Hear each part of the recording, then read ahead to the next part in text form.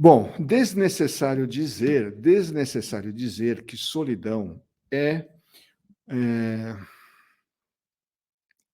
é algo que causa, que traz, que provoca muita ansiedade, muita ansiedade. Não, é impossível, a não ser que você tenha já se acostumado com uma nova forma de ver a questão da solidão, é impossível que você olhe para ela e não sinta um desconforto, que vem normalmente eh, revestido de ansiedade. Eu convido você a fazer o teste de ansiedade, que deve estar aqui na descrição dessa live, ou você acessa o link da bio do Instagram. O teste de ansiedade é gratuito, é super rápido. Se você demorar bastante, se você for bem devagar, você vai levar 2 minutos. São 7 perguntas. Esse teste é validado mundialmente. É um teste criado pela Universidade de Colômbia na década de 70 e desde então é usado como o primeiro diagnóstico que se faz para pessoas que se dizem sentir-se isoladas socialmente. Então, nessas 7 perguntas, você vai receber na hora o seu resultado, a sua avaliação, com um vídeo meu adequado para a sua resposta, analisando junto com você como é que é essa sua solidão, e a hora que você tiver na mão esse resultado, você vai poder entender e tomar o rumo que você quiser. Se você tiver a solidão, sua ansiedade, desculpa, se a sua ansiedade tiver super baixinha, adequada, ótimo, você vai poder tomar medidas preventivas para que a sua ansiedade continue assim. Se por outro lado der ansiedade severa, sem problema nenhum, porque sabendo disso, você vai também tomar os seus passos, os seus procedimentos, suas iniciativas, para que essa ansiedade volte para um nível adequado e permita você viver sua vida adequadamente, tranquilamente não, né? Mas de forma produtiva, de forma eficaz, seguindo a sua vida. Então, não deixa de fazer o teste de ansiedade, que é super importante para você. E se a gente voltasse um pouco mais no tempo, você diria que é impossível ser feliz sozinho. Tanto é que tem aquela música famosíssima do Tom Jobim, né? Não vou cantar aqui, a não ser que vocês peçam, mas assim, é impossível ser feliz sozinho, certo? Lisângela, 15 anos sozinha, e é feliz ou não? Eu sei que você deu um grande pulo depois que você fez o Caminho Livre, né, Lisângela? Ah, fui casada há 18 anos, você não me falou a sua idade. Foi 18 anos casada e na solidão. Canta, canta, canta, canta, já cantei. Então, vê, isso, e essa música, eu não sei exatamente qual é a data dessa música, mas deve ser anos 60, né? De volta dos anos 60, composição do Tom Jobim, famosíssima. E nos anos 60, a gente vivia ali, puxa, um grande momento de bossa nova, de doçura, Vinícius de Moraes, um certo romantismo no ar, uma certa esperança de Brasil grande, um Brasil doce, um Brasil confortável, um Brasil em ascensão, um Brasil potente. Tinha um contexto para essa música estar lá, né? E assim, é impossível ser feliz sozinho, nos encantou. Eu mesmo, né, na minha adolescência, e eu gostava muito de bossa nova, gostava muito de Vinícius de Moraes, eu tinha ali uma certa queda para a sofrência, para o romantismo, eu dava assim, que realmente a gente precisava ter um grande amor, né? E eu sabia quase de cor os poemas do Vinícius de Moraes, né? Como é que... Para viver um grande amor, é preciso ser da sua amada por inteiro, seja lá como for. É preciso sagrar-se cavalheiro e postar-se e dar-se a ela por inteiro. Tarará, tarará. Eu não lembro direito como é que era, mas eu tenho na cabeça muitas letras do Vinícius de Moraes. E fazia muito sentido. Para viver um grande amor, é preciso ter muito peito, peito de remador. porque a qualquer baixa seu, o amor, ela sente e esfria um pouco o amor. Enfim, tinha todo um contexto do amor romântico, e essa coisa de que você só poderia, de fato, ser feliz se você tivesse alguém para compartilhar a sua vida dessa forma.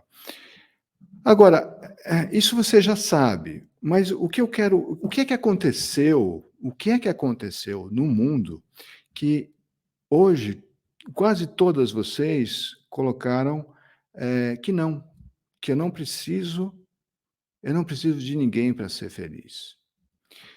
Ainda que eu ache ainda que eu ache que muitas de vocês que colocaram isso, não preciso de ninguém para ser feliz, eu acho que responderam isso muito mais de uma forma racional do que de fato o que sentem. Não é que eu quero dizer que vocês mentiram, que vocês não disseram o que acham, não é isso. O que eu quero dizer é o seguinte, que uma mudança de comportamento, ela começa com, primeiro, uma mudança racional. E depois, o processo de mudança começa com uma certa racionalização da ideia, para depois uma mudança de atitude, uma mudança de hábito, não é? O que eu quero dizer? Eu quero dizer, por exemplo, quando eu parei de fumar, eu primeiro tive que passar por um longo processo para entender e acreditar que cigarro fazia muito mal. Depois, então, quando aquilo fez parte do meu conjunto de conhecimento, o cigarro faz mal, então aí eu pude lidar com as minhas emoções e deixar de fumar. Então, quando você chega e fala assim para mim: "Ah, é possível ser feliz sozinha?", eu acho que você já consegue ver isto como uma já faz parte do teu contexto de conhecimento da vida, das coisas, do mundo. Mas ainda, quando você se deita só na tua cama, talvez você não se sinta tão confortável assim com a solidão, com estar só, né, não estar com alguém. E vai fazer vai mexer um pouco com você, essa esse colocar a mão colocar a cabeça no travesseiro e não ter alguém ao lado. Agora confesso que eu peguei pesado. Confesso que eu peguei pesado, mas eu quis ilustrar direito isso, né. Eh, Porque dormir de conchinha não tem como a gente falar que é ruim, não é? Talvez não todo dia, mas, a gente se sente aconchegado. Então, pelo sim, pelo não, é um grande drama esta ideia da solidão e da companhia nos dias de hoje. Há muito pouco tempo atrás, ia ser muito estranho ver mulheres, né, mulheres se posicionando assim: "Ah, não, olha, poxa, eu vamos com ressalvas aí, doutor, vamos com ressalvas nesse negócio de preciso de alguém para ser feliz". É uma mudança muito grande. Ok, então eu vou fazer para você, como eu gosto, eu adoro e faz parte de todo o contexto do Refelicidade, do Caminho Livre, dos relacionamentos brilhantes, eu sempre coloco, né, para que isso não fique simplesmente uma uma aula que eu vá te entregando uma lista, seja lá do que for, eu quero que você entenda como que as coisas chegaram a ser como são hoje, porque nada surge do nada. Então, se você pensa assim hoje, é porque algo aconteceu, se nós pensávamos de outra maneira antes, porque era diferente, e assim era tudo. Só que, às vezes, a gente perde de vista o horizonte do processo de onde veio as coisas, e a gente fica meio boiando, a gente acha que tudo sempre foi do jeito que é agora, mas não é. Então, eu quero te dar um super resumo que eu gosto muito de falar, que eu falei ontem também, dessa questão do ser humano, da espécie, de como a gente está aqui há milhões de anos nesse planeta, como nós somos uma espécie hipersocial, como é que nós vemos os relacionamentos, né? Então, como eu disse ontem na live, se você estava aqui, você viu, eu disse que nós somos uma espécie que sempre, por milhões de anos, viveu em pequenos grupos. Hipersocial, os pequenos grupos eram muito coesos, a gente vivia ou nas árvores, depois nas cavernas, né? Todo mundo se conhecia, vivia juntos desde que nasciam até onde morriam. E os grupos seguiam recoletores, caçadores-recoletores, e ponto. Era assim, todo mundo conhecia todo mundo. Não tinha essa pilha de estar com alguém, porque todo mundo estava com todo mundo ao mesmo tempo. Por favor, não ponha aí nenhuma etiqueta de festa do caqui, ou que seja alguma coisa promíscua, que não, isso é da cultura de outros tempos, de milhões de anos depois. Pensa que nós éramos primatas, que vivíamos lá em pequenos grupos, em árvores, e cuidávamos dos nossos filhos e procriávamos, e seguimos assim no planeta por milhões de anos, com uma população com um crescimento extremamente lento. A população de Homo sapiens sempre foi muito pequena, não foi uma explosão. Certo que nós fomos ocupando o planeta inteiro, mas com um crescimento populacional muito pequeno, muito devagar, muito devagar. Então, nunca existiu nenhuma pressão social para que a gente tivesse filhos, para que a gente casasse, para que o grupo aumentasse e que a gente acumulasse riqueza. Nunca aconteceu isso. Nunca, em milhões de anos. O que aconteceu foi que, nos últimos 250, ou talvez um pouquinho mais, isso começou a acelerar, quando, por algum motivo que ainda se discute exatamente como isso começou, muita gente fala que, de repente, houve uma explosão econômica por conta do aumento populacional que existiu. Outras pessoas dizem que é ao contrário, que o aumento populacional é que gerou uma explosão econômica.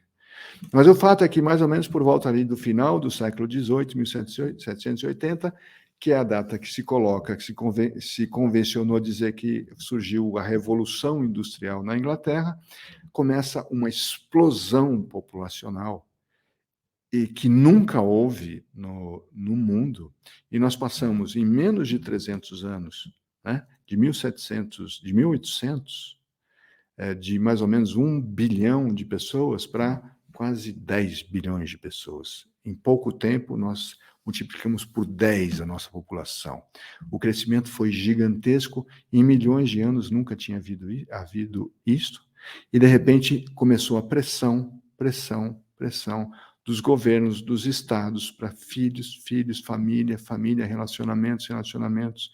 Por quê? Porque população, para todos os governos, era sinônimo de um exército maior, de mais consumidores, mais trabalhadores, mais riqueza, mais gente, era sinônimo de mais riqueza para os países, para os governos, então, que começavam a se institucionalizar da forma que a gente vê hoje.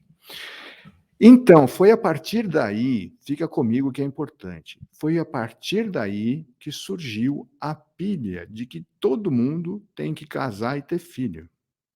Nunca foi assim. Nunca foi assim na história da humanidade, na história do Homo sapiens. Então, lentamente, aí nos últimos 300 anos, foi crescendo a pressão para que você tivesse um relacionamento. Foi crescendo a pressão para que você tivesse filhos. Foi crescendo a pressão para que você tivesse muitos filhos, não era pouco. Foi crescendo a pressão para que você trabalhasse que nem um louco, que nem uma louca, para ter esses filhos, para sustentar esses filhos, porque esses filhos eram importantes para o Estado, porque eles se tornariam soldados, consumidores, pagadores de impostos, e fariam o Estado, o governo, poderoso, poderoso e poderoso. Certo? Então, se você me acompanhou até aqui, Você começa a entender do que é que eu estou falando, se você olhar para trás e ver a história provavelmente da sua mãe, olhar a história da sua avó, que possivelmente você conheceu, e talvez você tenha ouvido falar da história da sua bisavó. Mas eu queria muito que vocês me dissessem aqui, eh da sua avó, de saber quantos filhos elas tiveram. Porque não, vocês com certeza vocês não vão estranhar se vocês tiverem: "Ah, minha mãe teve 6 filhos. Ah, minha mãe teve 12 filhos. Minha avó teve 12 filhos. Assim, até a década começo da década de 70, a média mundial, inclusive no Brasil, era de 6 filhos por mulher. 6. Olha lá, Débora, 12. 12. É, não, entendeu? Hoje, quem é que pensa em ter 2 filhos, né? Hoje, é cada vez mais as pessoas que pensam em não ter filhos. E, cada vez aumenta essa capacidade de dizer não ao que há muito pouco tempo atrás parecia uma obrigação. O que é que eu estou falando? Doutor, o que está falando? O que você está me falando? Estou dizendo o seguinte, que nós nos sentimos super pressionados a ter esse comportamento. Nós éramos pressionados pela sociedade como um todo. Então, o contexto histórico, o contexto econômico que nos levou a essa pressão social foi praticamente, era irresistível, não é? Então, se você, é só você ver, principalmente para as mulheres, como tinha a mulher que até 20 anos atrás, 30 anos atrás, a mulher que até de começar a chegar nos 20 anos e já não tivesse com um casamento arranjado, já começava o zum de que, poxa, ela está ficando velha, ela ainda não arrumou o casamento, né? Depois começava aquela brincadeira, e vai ficar para titia, vai ficar para titia. E a pressão só aumentava, a pressão só aumentava. Uma mulher que chegasse aos 30 anos sem estar casada já e com filhos, e com alguns filhos, e, e, e não, e não tivesse essa situação já estabilizada, ela já era uma solteirona, não é? Que já é quase o estágio máximo de, de reprimenda social. Então, você ia ficar para a titia, depois você ia se tornar uma solteirona, e depois, se você, mesmo assim, depois de toda essa pressão, você não se arranjasse na vida, você ia para o máximo, para o estágio, para a faixa vermelha de disfunção social, que você ia ser, então, uma problemática. Vai ficar para a titia, nossa, virou solteirona. É meio problemática, né? Batata, os homens também passavam por isso. Os homens que até um certo tempo não estivessem casados, já começava o zum a respeito, será que ele é homem mesmo? Esse cara é meio esquisito, hein? Ele vive sozinho.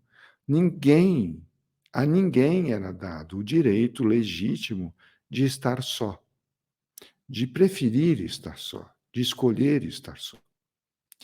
E isso foi até muito pouco tempo atrás. Muito pouco tempo atrás. Existe um livro muito bacana sobre isso, que chama Maré Humana. Sueli que gosta de livros. Anote aí. Maré Humana, de um inglês que chama Paul Morland. Paul Morland. É um livro muito legal. Tem em português. Tem em português. É da editora Azahar. E ele mostra como a nossa demografia. O que é a demografia? O que é um demógrafo? Demógrafo é um cara que estuda as populações humanas, né? Então, esse A Maré Humana, o Paul Morland, ele traz um estudo, demonstra como é que nós evoluímos ao longo da nossa existência no planeta e quais são os destinos que nos aguardam, quais são as nossas possibilidades. Porque a nossa demografia do planeta como um todo e dos países é, no frigir dos ovos, o que determina como vai ser o futuro, né? E agora, então, volta aqui, agora eu vou entrar na parte que te interessa.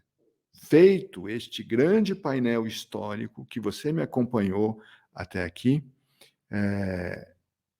Prova do Fogo não, é a Guerra do Fogo, né, Solange? Guerra do Fogo.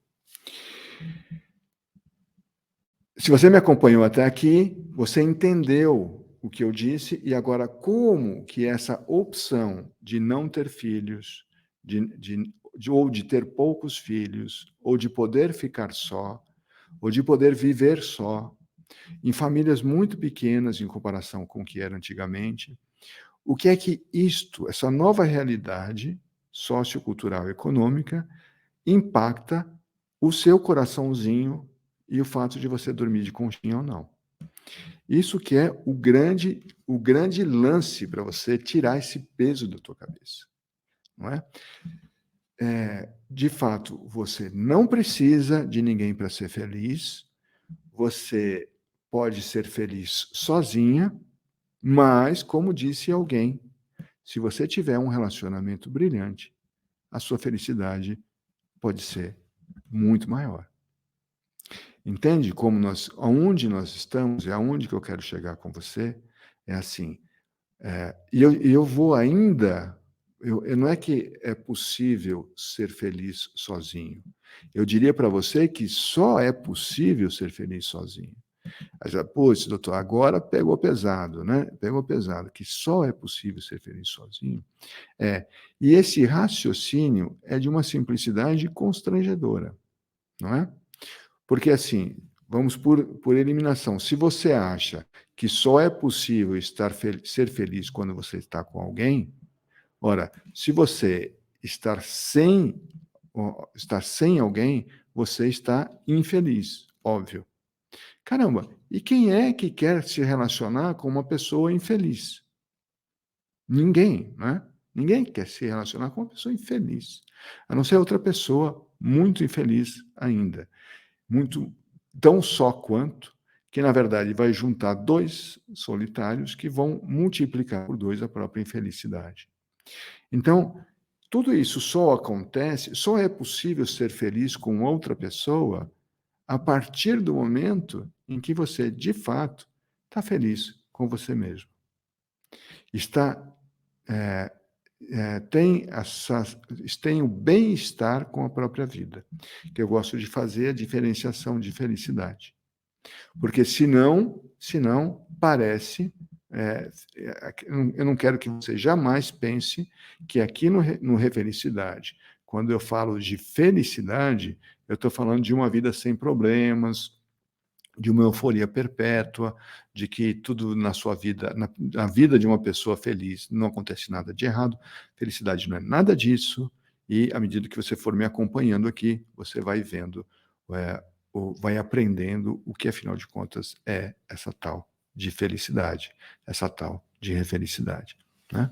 Então, hoje, o que vai se constituindo cada vez mais, vai consolidando cada vez mais e muito rapidamente, é a ideia de que estar só é quase um dado dos dias de hoje, a gente sabe disso, cada vez mais é maior o número de pessoas que vivem só no mundo inteiro. Isso não vai mudar, isso vai continuar assim. E será que nós vamos nos constituir em bilhões de pessoas infelizes? Claro que não. Claro que não. O que vai mudar é que agora a gente tem a oportunidade de ter relacionamentos muito melhores, muito mais brilhantes do que você poderia imaginar, do que sua mãe poderia imaginar, do que sua avó poderia imaginar. Eu lembro da minha avó falando do casamento dela, da minha mãe. Eu vivenciei, né, o que era um casamento nos anos 60, nos anos 70, e ouvi os relatos da minha avó do que era um casamento, um relacionamento no começo do século XX.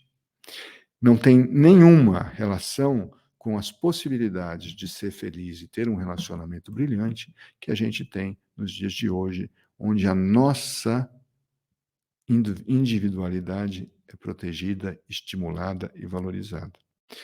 Cabe a você, então, decidir como que você vai encaminhar essa ideia que já está na tua cabeça de que é possível ser muito feliz só. Percebe a oportunidade? Há muito tempo atrás, se eu fizesse essa live de é possível estar sozinho, ia ter uma fila imensa de pessoas se queixando da solidão.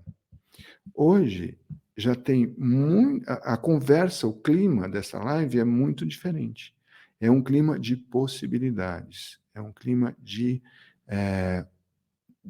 permitir-se. Começa a fazer sentido essa ideia de permitir-se, de poder explorar novas possibilidades, coisas que até muito pouco tempo eram impossíveis de acontecer, certo? Então,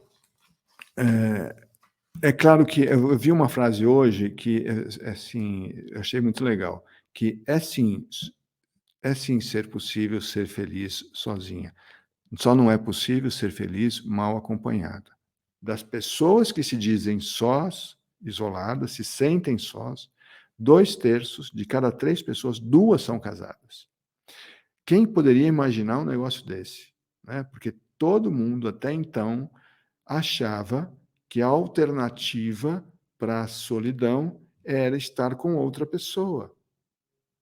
E hoje, como a gente pode falar mais abertamente dos relacionamentos, como construir relacionamentos brilhantes, como ser feliz dentro dos relacionamentos, ser feliz sexualmente, ser feliz emocionalmente, ser feliz da maneira que você imaginar, que hoje nos é permitido falar disso, quem é que poderia imaginar que esta ideia do relacionamento antigo fosse gerar tanta sensação de solidão? E como hoje essa oportunidade está completamente aberta para você ser feliz nos relacionamentos que você escolher ter, dentro das suas possibilidades de desenvolver relacionamentos cada vez mais aprofundados e brilhantes.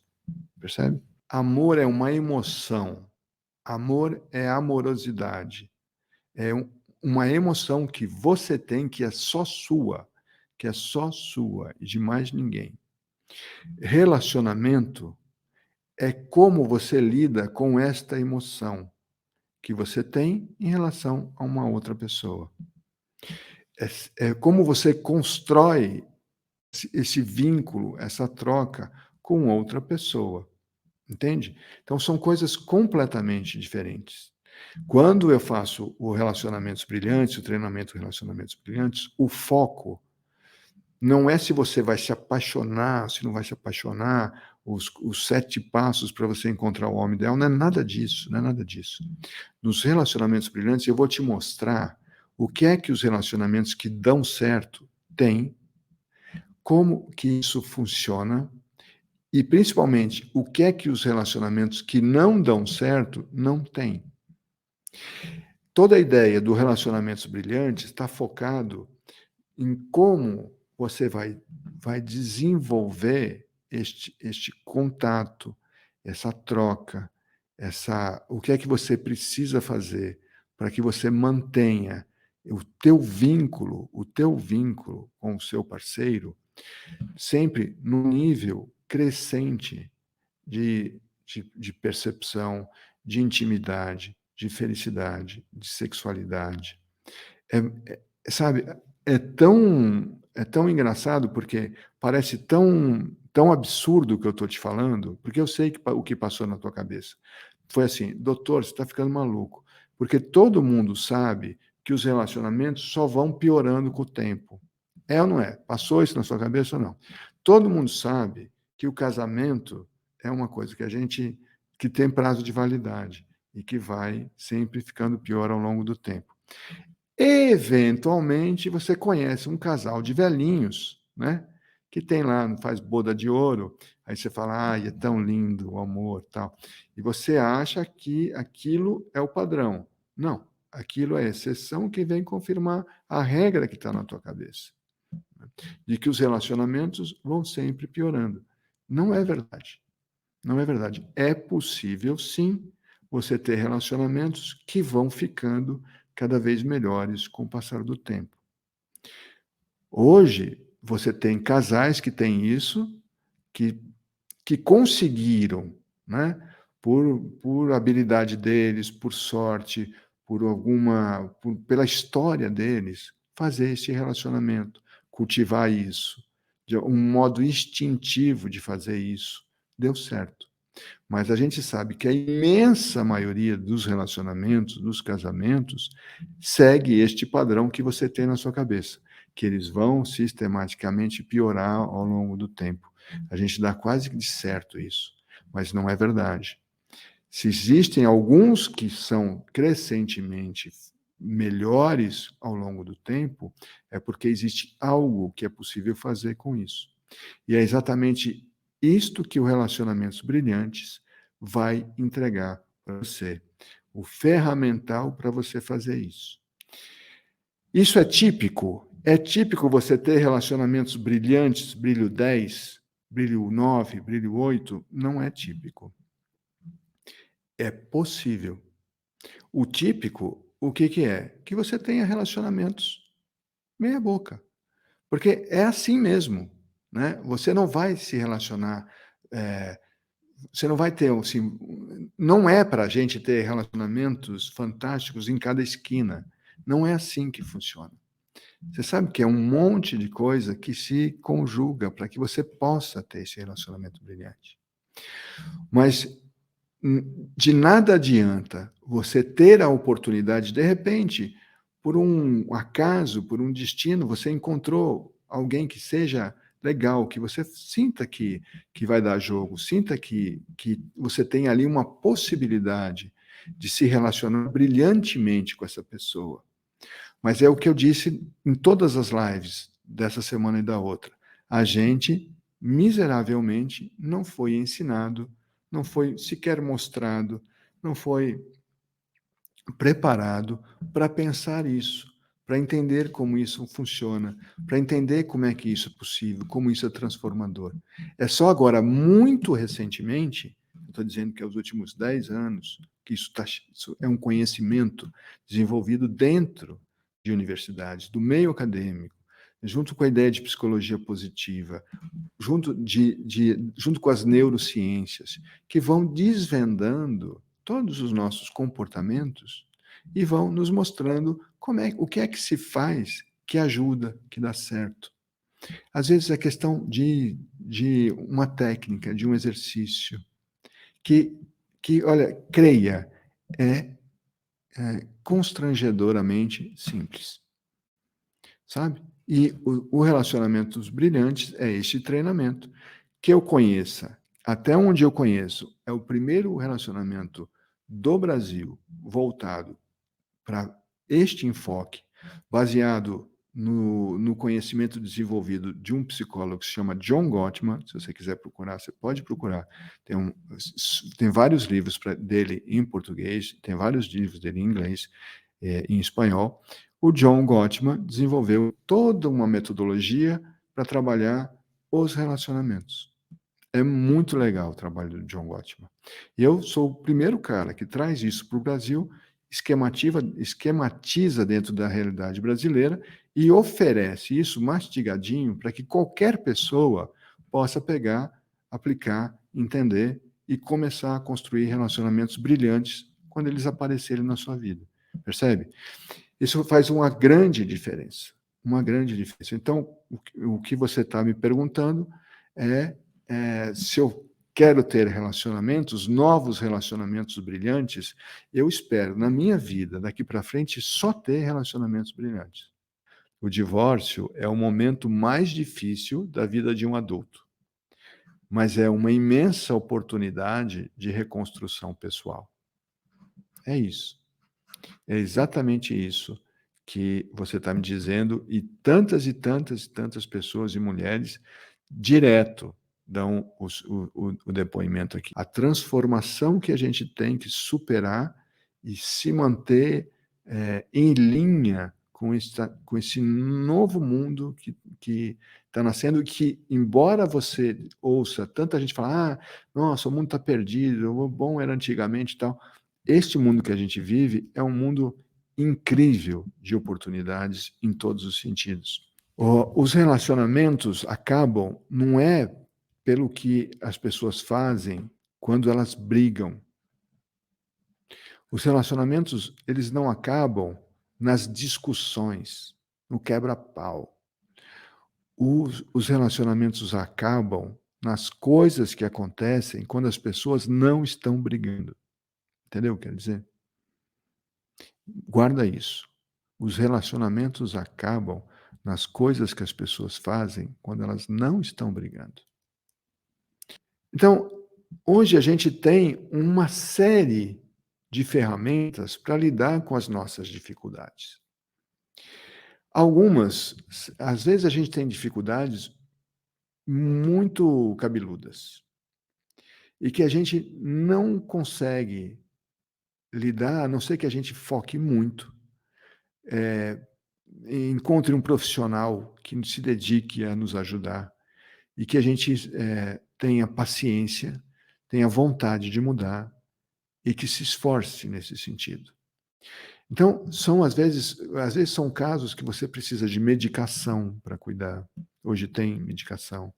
Tem casos que você precisa de fazer terapia 4 vezes por semana. E tem casos que não precisa, tem casos que você pode que eles são menos complexos, e que você pode começar a resolver a hora que você entra em contato com o conteúdo e com o conhecimento que começa a mudar alguma coisa dentro de você, que pode começar a mudar com uma live minha, aqui hoje. Cada uma dessas ferramentas, elas não se excluem. Você pode assistir uma live comigo, que nós já estamos aqui já com 1h15, começar a se sentir muito bem, sentir que faz sentido para você, começar uma transformação, começar uma mudança importante, mas pode ser que, para o seu caso, isso não seja suficiente. E talvez você precise de um profissional que te acompanhe mais de perto, percebe? Todas essas coisas, elas não são exclusivas. E talvez pode ser, sei lá, que você precise de uma medicação. Talvez você tenha uma ansiedade imensa nesse momento, você precise tomar lá um remédio que um psiquiatra vai te dar. Nada demais, nada errado, super normal. Entende? Então, todas essas formas de conhecimento, de trabalho que hoje nós temos à nossa disposição, são uma bênção para a gente lidar com o que é mais importante na nossa vida, que é a nossa vida interior, que é essa vida de emoções. Então, você está me falando de coisa aí, olha, tive um pai abusivo, agora esse passado meu está complicando o meu presente, estou fazendo minha família sofrer. Legal que você consegue ver isso, que você consegue perceber essa sua vida interna. Bora lá, vamos cuidar disso. Você tem que cuidar disso. Cuida disso aqui com a gente, comigo, com esse povo maravilhoso que faz essa live. Participa, compartilha como você acabou de fazer, você acabou de compartilhar. Você se sentiu segura para colocar 2 linhas que eu sei que são super importantes para você. Eu sofri, estou sofrendo e faço mais alguém sofrer. Uau! Caramba, você tem muita coragem para entrar numa live e escrever um negócio desse. Fico super honrado com isso.